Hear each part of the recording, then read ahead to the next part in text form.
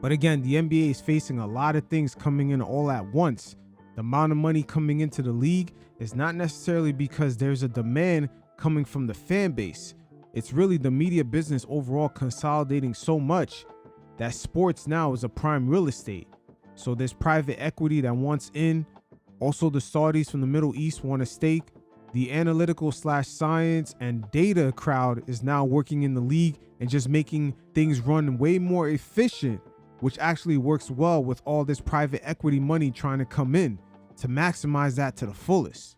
So now in this part of the segment, we'll touch base on how the league is going through a lot of these changes, as we'll hear from an NBA insider, as he even expressed that outside entities that manage the wealth of Nike even let them know that NBA players today do not have the same influence as they once did. Once again, it's hard for the NBA to innovate as all this influx of money is coming into the league. They're opening things up for expansion teams. They're trying to go into Europe. Private equity is trying to come in. The Saudis are trying to come in with money. A lot of things are happening all at once, but what's getting swept under the rug is the demand of the NBA game from the fans' perspective. That's declining. But you guys check it out, and every once in a while, I'll check in. The big problem, and this is a 100,000-foot view about what I'm about to say. The problems that confront the NBA currently are largely because of science and money. And what I mean by that is, even if you want to put analysis, people use the word analytics, and they get their backs up and they either defend it or attack it. Let's just use the word analysis.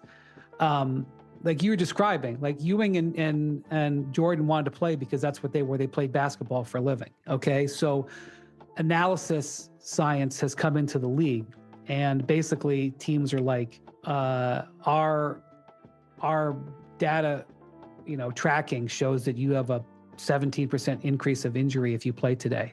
Like nobody ever thought of that when Ewing played. That's science coming into the game, and as a result, they're good science decisions, but they're not good basketball decisions, I'm not saying it's wrong. I'm just saying science comes into it. And the same thing with the tanking. At some point, like, the people with management degrees, like people who had master's degrees, people who would otherwise have worked for McKinsey or for Ernst & Young got in the room, either because the owner put them there or because the GM hired them. Or the owner was already working with these kinds of people.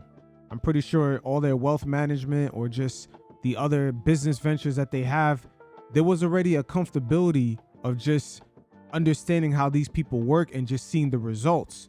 So why not translate that when it comes to their NBA business? It sounds like a good idea, and it probably is, but we also got to factor in that the NBA is an entertainment product. And now in this current media landscape, it's so fractured and audiences have a lot more options than in previous generations. Big data and science and just overall efficiency has been good for the NBA as far as money, but they are in the entertainment business. Let's not get that twisted. As we continue to hear from Brian Windhorst right here, even he stated out of his own mouth when he confronted Daryl Morey about his analytics and how it's affecting the overall entertainment side of the NBA game. Daryl Morey let him know that marketing the game was not his problem. Very interesting. The GMs used to be former players who we're going to play game 82, or we're going to try to win every game because that's what you do. We're basketball players. So I've been a basketball player since I was 7. That's what I do. I play to win every game. And the management experts came in and said, no, if you actually take a look at this, it doesn't make any sense to win 39 games. It makes way more sense to win 19 games for the next 4 years. And it is, again, in a vacuum in a laboratory, it's absolutely correct. Like scientifically, it's absolutely correct, but it's hurt the game. The other thing is, this has nothing to do with the NBA, but we're in a massive changing media market. And, cable companies and broadcast networks and streamers are in an all-out fight for eyeballs in a fragmented market. And so they're just throwing money at live sports rights, which is why you're seeing all these leagues be created, because the incentive structure is there. And so the NBA isn't operating in its best manner, but money is flying at it, not only because of the media rights. And I think a well-played NBA game, or the the push and pull of a playoff series where you have the amazing dynamic that develops over 2 weeks between the individual matchups. Like, I love that. It's such a draw. I don't want to make it sound like because I think the game is at the peak there, and I think the skill that has come in the game, like I think the game is great. But the problem is that the game is not getting more money because more people love it. It's getting more money because of the fragmented media market and because their value. So they're operating in a world where the way they're doing their day to day, money is flying in. Like, they can't eat. The NBA is trying to figure out how to control all of the money that's flying at it. I mean, I don't think, for example, I don't even think this European League is a good idea for about 10 different reasons. But the NBA has to do it because they've got literally people banging down the door trying to give them hundreds of millions. I don't think it's a good idea to expand. But the franchise values are exploding. They got people banging down the door, like multiple people, like the Celtics selling for $6.5 billion or $7 billion, and like the other group going, "Oh, I wanted my bid for $7 billion. How come you didn't take my bid for $7 billion?" So how do you look the NBA in the eye and say, "Boy, this isn't really going well," when there is just a funnel of cash just flying in? Now, for the first time, fans are seeing that the NBA is getting wealthier, and it's not because people are loving it a lot more. These are interesting times because we even see this scenario sort of play out in the economy. Ever since the pandemic, Wall Street, when they have their highs, it doesn't necessarily reflect mainstream, or AKA the average person. That exact scenario is mirroring the NBA right here. The media business just being so fractured and everyone's consolidating. A lot of that money is just being reallocated to just the NBA, the NFL, sports leagues in general, because they do have that demand, especially live. Matter of fact, there's also a monoculture when it comes to sports, where it's really one of the only relics left where you can get people to just consume a live event all at once. It is a powerful tool outside of just entertainment. You can have a lot of cultural sway when you possess something like that. Shit, we've seen in the last few years some of the political personalities trying to blur the lines and sort of creep into sports. Stephen A. Smith does this from time to time. And, you can say, or somebody can say, well, but it's going to hurt the long term. And I agree. But it's very, very difficult to tell somebody that things need to change when, if the max play, when LeBron, Bosh, and Wade went to Miami, the max contract was like $17 million. I had it memorized in my head because for a year I was, calculating. So $17 million was the max in 2010. Okay. That's 16 years ago. You remember that Jordan made $30 million at the end of 1998, right? So granted, Jordan is not these players, but the best player in the NBA was making $30 million in the late 90s. And the best players in 2010, 12 years later, were making $17 million. Okay. So if you look at what happened to the NBA in the 2000s, it was a recession. It was a recession in the country too, by the way. They were tied in. But Brian, let's not get it fucked up. It was a recession in the NBA, and that does not get talked about enough after Michael Jordan had left, and it didn't necessarily have anything to do with him. Basketball-wise on the court, that was one of the worst eras in the league. The final scores would be 78 to 72 or 69, 73. A lot of players were trying to imitate Michael Jordan playing hero ball, not being as efficient as Michael Jordan, and also the way the league just allowed the physicality. It took away a lot of the art from the game. So there was not that much translation on television for fans to kind of keep in tune with. But just dialing this right back in, the correlation to that period straight through today is that in the future, even though the NBA is in a great deal right now, but in the future, looking at our crystal ball, with less fan engagement and with just the league today kind of ignoring that part with all the money just coming in and trying to juggle that, there's going to be a domino effect on the media side. These streaming companies are not like the broadcast networks. They do not need the NBA to be successful. That includes Amazon, Apple, Google, YouTube TV, etc. We could be looking at the contracts in the next television deal take a slight pay bump. But at the same time, the owners, especially these brand new owners coming into the league, they have moved these NBA teams into a brand new asset class where now the arenas are part of a complex real estate portfolio where you can have in the same ecosystem commercial real estate, shopping, a mall, hell, even a casino like the Dumont family's trying to do down there in Dallas. And that very same ecosystem would be profitable to the owners. And I'm not too sure if the players would get a cut of that money. That's revenue generated by the owners or just the investment groups, the same way the Golden State Warriors would have it set up where they're making money whether the Warriors play around that arena or not. They have fine dining, they collect commercial rents, even from certain tech companies. I believe Uber had an office around there. That's why a lot of the owners in recent years have been selling off these teams. And we're just seeing the new people coming in, even being wealthier or just having private equity or even Saudi money attached to them, like the guy that just purchased the Lakers. Now the max players are hitting 60. So they've gone from 17 million to 60 million in 16 years. The previous 12 years, there was a recession. The next 16 years, what is that, 500%? Can't do the math, okay? Now, tell a player who's gone from 17 million to 60 million, the league's messed up. You should be playing more. How are they going to take that? Like, tell Anthony Davis that, boy, it's really messed up, the game's played. He's like, of course I'm counting my money. Every single year I've played, they've given me more money. Why would I not expect more money next year and the year after that and the year after that? Like, I don't blame him. The way the league is set up today, guys like Anthony, Ja Morant, LaMelo Ball, when he comes up for contract renewal, they're going to be on the chopping block. It happened to Brandon Ingram. He didn't get more money, even though he was a second overall pick, and he's still putting up decent numbers. Same thing for Jimmy Butler. Pat Riley tried to pull a fast one on him in Miami, and it caused Jimmy Butler to almost hold out during the season, something that NBA fans have never really seen it before on some NFL shit. Julius Randle getting traded from the Knicks.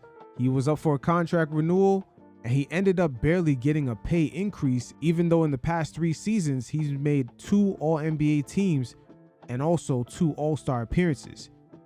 It's almost as if you're a player that falls in between being, I would say, the 8th all the way to the 20th best player in the league.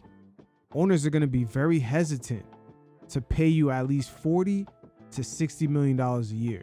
Karl Anthony Towns is the next person that's going to be on the chopping block for this. Even though his current contract hovers around $50 to $60 million a year, owners are not going to be willing to shell out that kind of money if he's not a difference maker. The NBA today only guarantees the supermax to guys that really move the needle. You got to be on Luka, SGA, Jokic, Giannis kind of level. They traded for Trae Young. Trae Young's going to get a 9-figure contract. He didn't play. His team's underachieved for like 4 years. He totally just didn't play this year. And they're going to be like, here you go. Here's 9 figures. Thank you. You're our franchise cornerstone. Trae Young is another person that faced this, but he might get a contract by luck because the Wizards do have to spend a certain amount of money per season or else they might get penalized.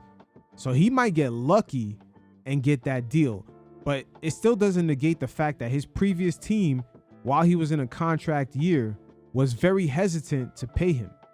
His contract falls in that same sweet spot, paying a guy anywhere from $45 million to about $60.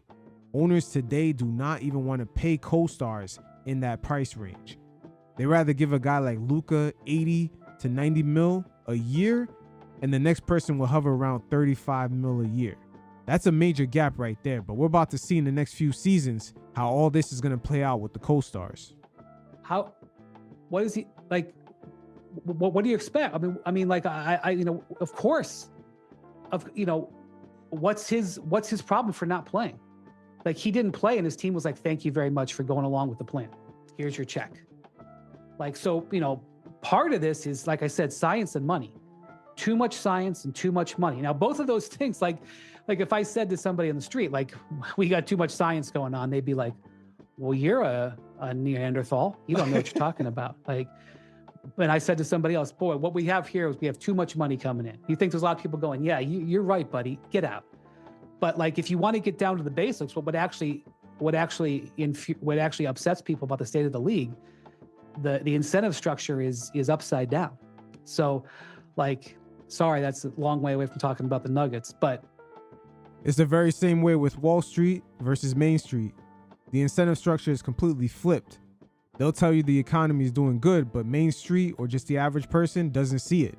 The NBA right now is doing well financially, but their fan engagement and their influence is waning, especially for younger generations coming up. I would say from the age ranges of 8 years old all the way up into 22, they're not as culturally connected to the NBA as previous generations. That is essentially what has happened to the NBA. And I've watched it. I'm not philosophical. I was covering the league in 2003. I didn't know what I was doing, but I was covering the league when the max contract was 12 million. And now there's guys I'm writing stories about or talking about who have signed for over 70. And the money is, by the way, the guaranteed cash flow is built in for the next 10 years. There will be $100 million earners in this media rights deal. It's going to happen. AKA Jason Tatum, Jaylen Brown, Luka, SGA, and Ant-Man. And maybe Jokic, who knows? Maybe if his body continues to hold up. But the real thing to be on the lookout for is when owners give these players that type of contract, because it's almost a guarantee that they're going to be hitting the luxury tax. How much are they willing to pay the co-star? That's going to be the real issue. Us as NBA fans got a nice preview to this when Kevin Durant played in Phoenix. They were paying well over $150 million a season, and they were getting worse and worse and worse.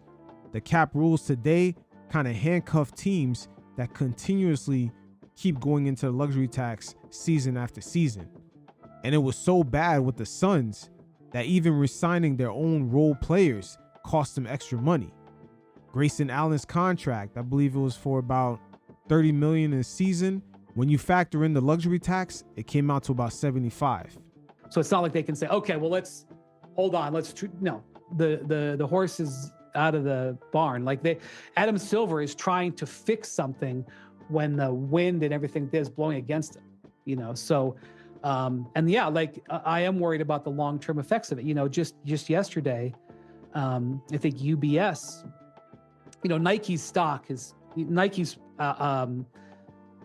production, Nike's revenue has been really down, and Nike's stock has been obliterated over the last, 24 months or so. Now, Windhorse right here mentions UBS. That is a leading bank in Switzerland, and they're also the largest global wealth manager.